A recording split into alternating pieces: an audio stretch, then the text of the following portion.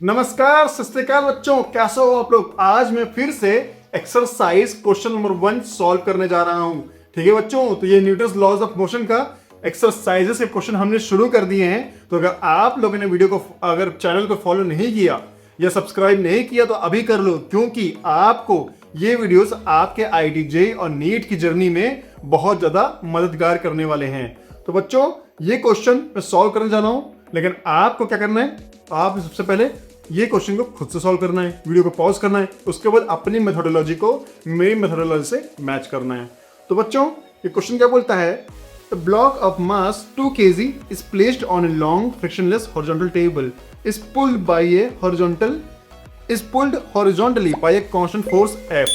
ठीक है बच्चों, it is found to move 10 meter in the first 2 seconds. Find the magnitude of F. ठीक है, तो ठीक है, सबसे पहले हम ये करते हैं वही काम जो हमें करना चाहिए, मतलब हम लोग बनाएंगे डायग्राम। ठीक है, चलो डायग्राम बनाते हैं। ठीक है बच्चों, ये टेबल बना दिया हमने, है ना, हॉरिजॉन्टल टेबल।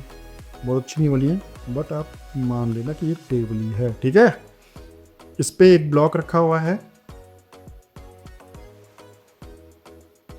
ठीक है, ये सरफेस फ्रिक्शनलेस है। ठीक है, सो हमें यहाँ पे फ्रिक्शन को इंक्लूड नहीं करना है। ठीक है बच्चों, तो अब ये क्या है, इसका मास क्या है, हम मान लेते हैं m, और हमें पता है m इक्वल टू 2 kg। ठीक है बच्चों, सो m इक्वल टू 2 kg मान लेते हैं, लेकिन हम इसका मास स्मॉल m मान लेते हैं। अब ये क्या बोल रहा है, ये एक हॉरिजॉन्टल फोर्स, ठीक है बच्चों, एक हॉरिजॉन्टल फोर्स F से पुल हो रहा है।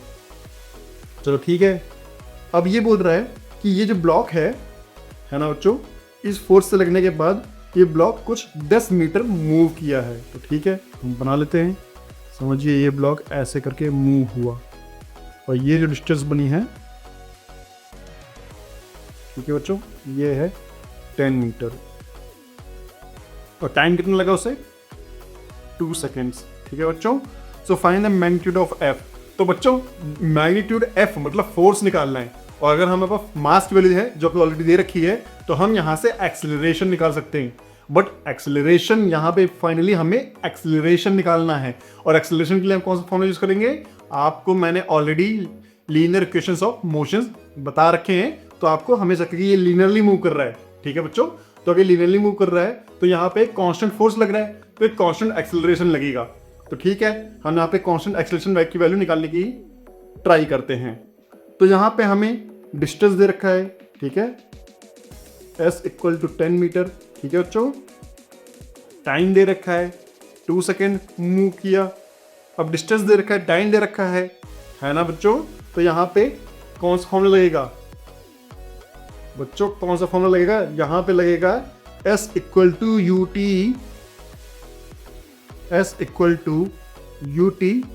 Plus half a p square. ठीक है बच्चों, और यहाँ पे प्लस इसलिए लगेगा क्योंकि जिस डायरेक्शन में एक्सेलरेशन है उसी डायरेक्शन में डिस्प्लेसमेंट हो रहा है।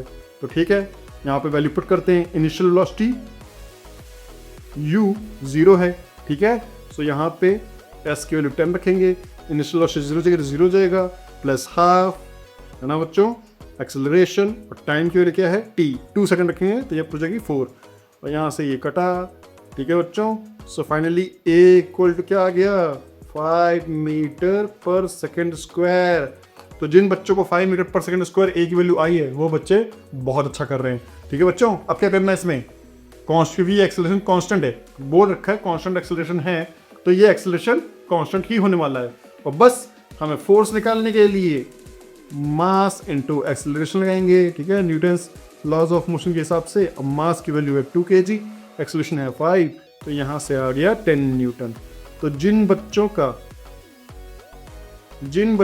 F इक्वल टू 10 न्यूटन आया है, वो बच्चे बहुत अच्छा कर रहे हैं, वो बच्चा बहुत ही बढ़िया करेंगे, और IIT और नीट उनके लिए हलवा जैसा है। ठीक है, तो अगर आप भी इस जर्नी का पार्ट बनना चाहते हैं तो वीडियो को सब्सक्राइब करें, वीडियो को लाइक करें, और चैनल को सब्सक्राइब करें, और उसके बाद कमेंट्स भी करें।